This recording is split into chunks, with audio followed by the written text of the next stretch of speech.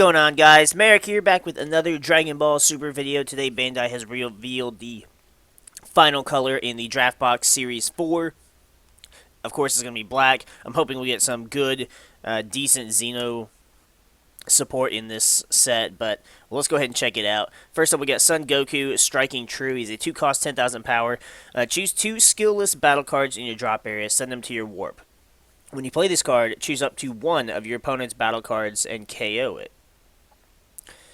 That's actually not terrible, especially because it's going to go along well with the skillless deck, which I'm not sure how many skillless cards you're okay with warping.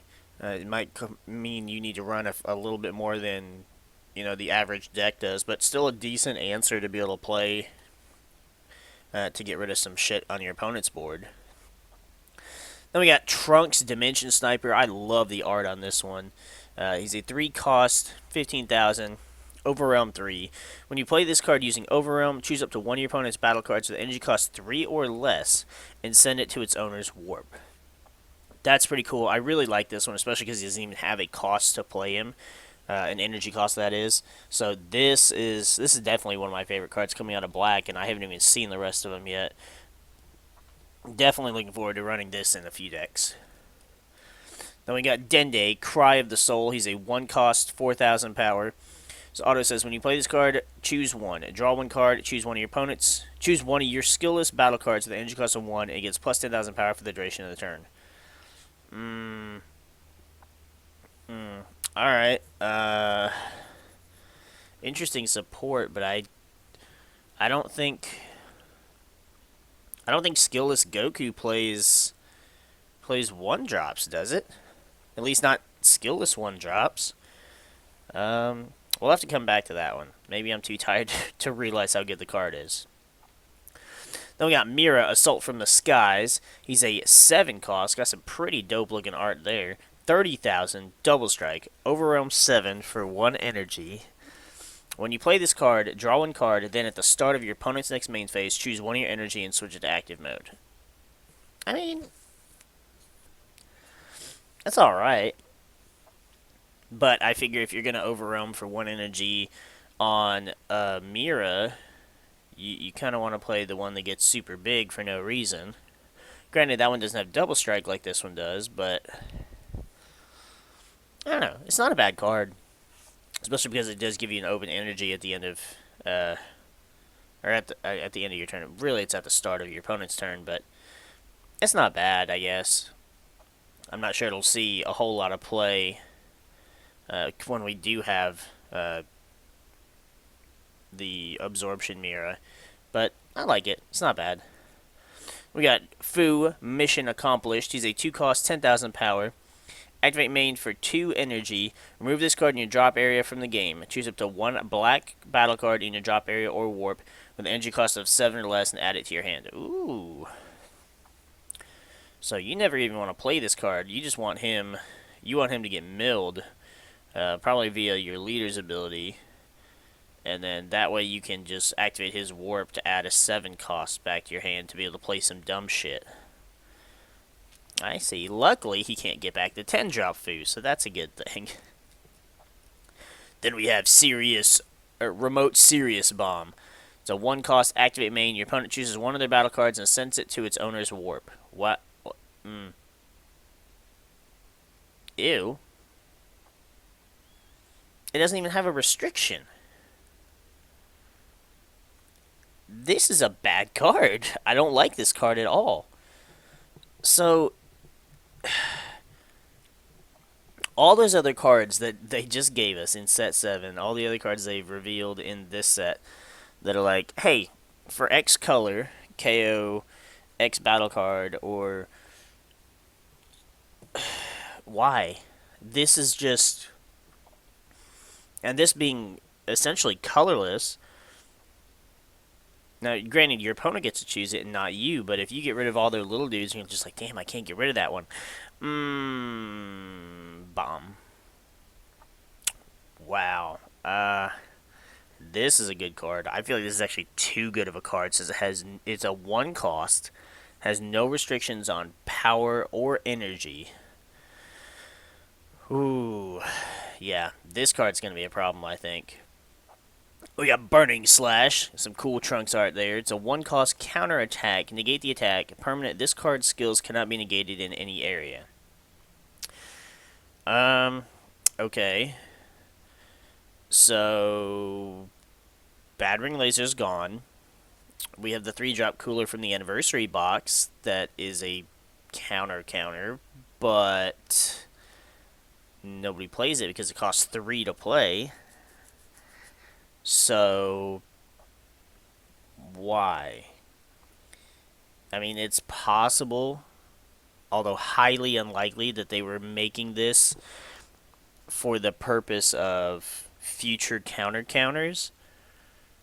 But I refuse to give Bandai that kind of credit, especially after what happened with Cell, and they were like, "Oh, well, we're doing this for future Cell design," and it's been quite a while, and we've seen no Cell cards. I think what they did is they probably already had this card designed before Bad Ring Laser was banned, and then they just decided to keep it in. That's, I mean, it's not a bad card, I guess, for if we ever have more counter cards. But right now, I feel like it's pretty useless. Then we have some dual color cards. We got Champa and Beerus, Capricious Gods, 4 cost 20,000, red green, Arrival red green for 1 red. When you play this card, choose up to one of your opponent's battle cards with 20,000 or less and KO it. Then choose one of your other battle cards with energy cost of 6 or less and it gains double strike for the duration of the turn. That's actually really good. KO a battle card and give one of your dudes double strike. That's not bad. That's pretty solid. I like that. Then we got a blue yellow Son Goku and Vegeta Saiyan bonds. The art on it is kind of interesting. I don't remember Vegeta's armor getting tore up and shit. Oh, anyway, it's a 4 cost blue yellow 20,000. Arrival for blue yellow for both a blue and yellow, so a little harder to play than the Beerus Champa. When you play this card, draw one card, choose one of your opponent's battle cards, and negate its skills for the duration of the turn. I mean, that's alright. It'd be okay to kind of try and get rid of something you normally couldn't, but I mean, since you're choosing a card, you still can't get around barrier, so it's not like it's a super great card. Then we've got red yellow King Vegeta and Vegeta Royal Bloodline. 4 cost 20,000. Arrival red yellow for 1 yellow. When you play this card, draw one card, then choose one of your opponent's battle cards in rest mode. Energy cost 3 or less, and KO it. That's all right. I mean, I appreciate the the red yellow support, but okay, because especially that's going to be a good card to have for the upcoming baby support being red yellow. Assuming we don't get enough red yellow baby cards for the deck as it is, but I mean, there's already a decent bit of cards that can KO a rest mode 3 or less, and I'm pretty sure they are better cards than this too. The only thing is this would give you a body. I mean, but I don't know. It's cool seeing the other colors though.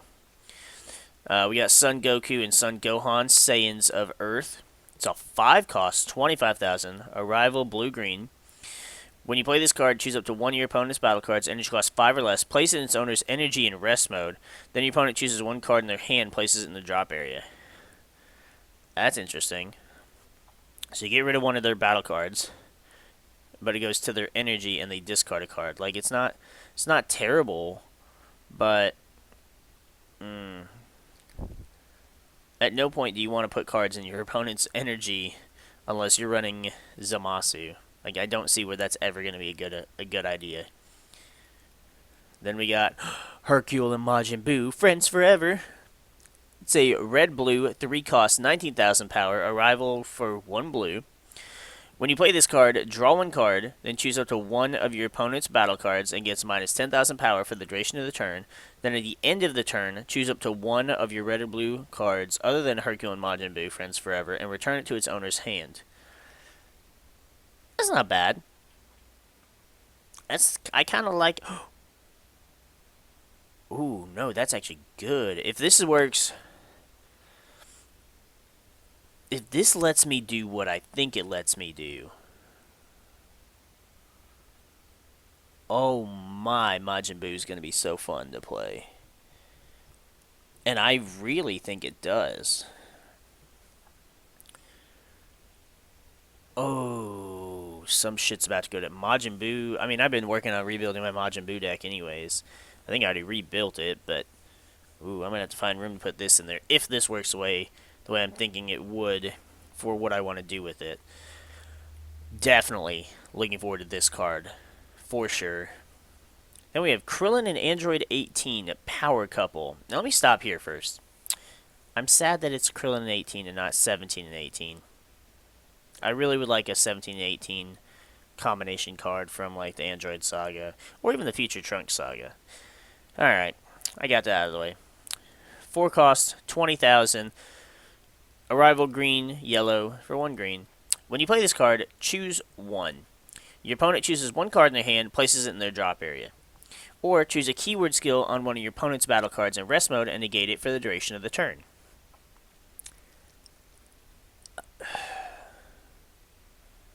I mean,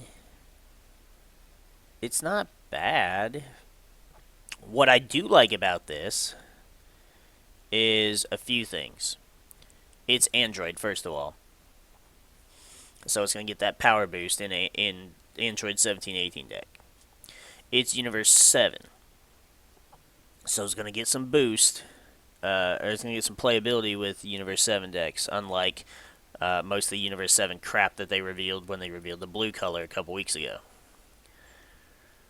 And you can negate the skills on a battle card in rest mode. I mean, you still... I don't know. I like this card, but I'm trying to decide... I'm trying to think in my head how much use I can get out of this card. Because your opponent discarding 1 card is not that big a deal. So more than likely, you're going to want to use it to negate a keyword skill. I'm going to have to think on that. But I definitely think it's definitely a card that I'm going to figure out a way to use. Whether it's in Androids or whether it's in U7. Alright, so that's going to wrap it up for Black and the Multicolor cards. Honestly, I think this card right here, Hercule and Majin Buu Friends Forever, is going to be my favorite card just because it's Fat Buu. I love Fat Buu. And it's, I got some nasty stuff planned for it. Remote Serious Bomb. That is still a dangerous, dangerous card. I'm not a fan of it.